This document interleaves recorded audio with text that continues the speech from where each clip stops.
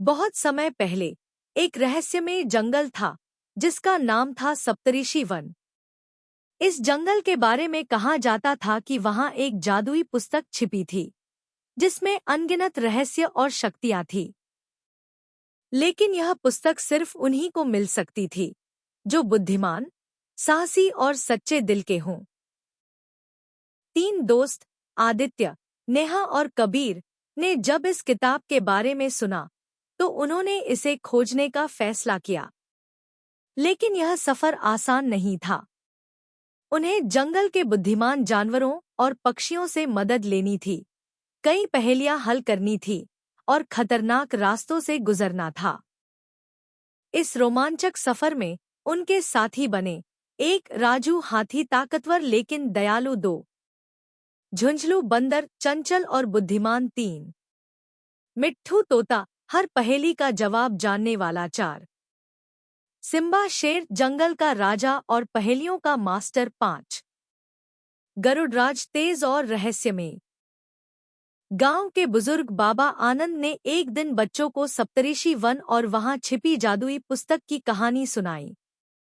बाबा आनंद, यह कोई आम पुस्तक नहीं है, यह ज्ञान और शक्ति की कुंजी है। लेकिन इसे पाने के लिए तुम्हें कठिन परीक्षाओं से गुजरना होगा। बच्चे बहुत उत्साहित हो गए और अगली सुबह ही सप्तऋषि वन की ओर निकल पड़े। जंगल का पहला इम्तिहान जैसे ही वे जंगल में घुसे, उनकी मुलाकात हुई राजू हाथी से। राजू हाथी, अगर तुम्हें जादुई पुस्तक तक पहुंचना है तो पहले मेरी पहेली का जवाब दो। उसने पूछा, ऐसा क्या है जो जितना भरा जाता है उतना ही खाली होता जाता है? कबीर सोच में पड़ गया, लेकिन झुंझलू बंदर हंसते हुए बोला, गड्ढा।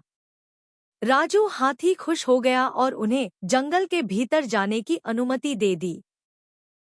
पक्षियों की मदद और नई चुनौती, बच्चे जंगल में और आगे बढ़े तो उन्होंने देखा कि एक विशाल पेड़ पर मिट्ठू तोता बैठा था।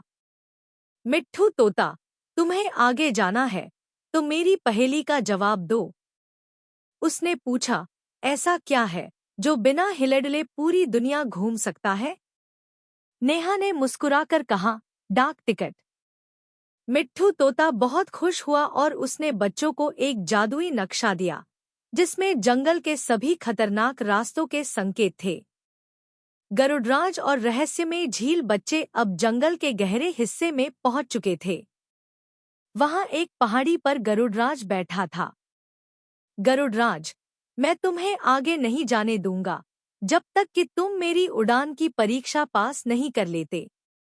उसने बच्चों को पेड़ों के बीच उड़ते हुए पक्षियों का पैटर्न याद रखने के लिए कहा। आदित्य ने ध्यान से देखा और सही पैटर्न दोहरा दिया। गरुड़राज मुस्कुराया और बच्चों को जंगल की सबसे रहस्यमय झील तक जाने का रास्ता दिखाया। आगे बढ़ते हुए बच्चे एक दलदल में फंस गए। वहां अजगर नागराज रास्ता रोककर बैठा था। नागराज, अगर सही रास्ता चुनना है तो मेरी पहेली का जवाब दो। उसने पूछा, ऐसी कौन सी चीज है जो हमेशा बढ़ती रहती है लेकिन घटती कभी नहीं? नेहा ने जवाब दिया, उम्र। अजगर मुस्कुराया और उसने जादुई पुल प्रकट कर दिया जिससे बच्चे दलदल पार कर सके। अब वे जंगल के सबसे खतरनाक हिस्से में थे। वहां सिम्बा शेर खड़ा था जो जंगल का राजा था। सिम्बा शेर, अगर तुम जादुई पुस्तक पाना चाहते हो तो आखिरी पहेली का जवाब दो। उसने पूछा, अगर तुम्हारे पास कुछ नहीं है तो तुम उसे बांट सकते हो। यह क्या है? झुंझलू बंदर उछलते हुए बोला, मुस्कान। सिम्बा शेर हंस पड़ा और उसने रहस्यमय गुफा का दरवाजा खोल दिया। जादुई पुस्तक की प्राप्ति, बच्चे गुफा के अंदर पहुंचे और वहां सुनहरी रोशनी से चमकती एक पुरानी पुस्तक रखी थी।